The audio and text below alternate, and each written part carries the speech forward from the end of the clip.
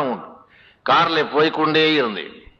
போய்கொண்டே இருக்கும்போது நான் சொன்னேன், என்ன அந்த கார் ஆக்சிடென்ட் இந்த கார் ஆக்சிடென்ட், நான் கார்ல ரோட்ல ஒழுங்கா பார்த்து ஓட்டா ஒரு ஆக்சிடென்ட்டும் வராது.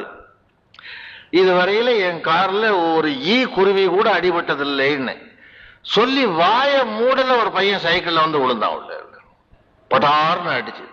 இறைவன் என்ன கருதுகிறான் என்றால், அப்படியா உனக்கு இதுவரை கார்ல யாரும் அடிபடவில்லையா, அவ்வளவு திமிரா உனக்கு, இப்ப காட்டுகிறேன் பாரு.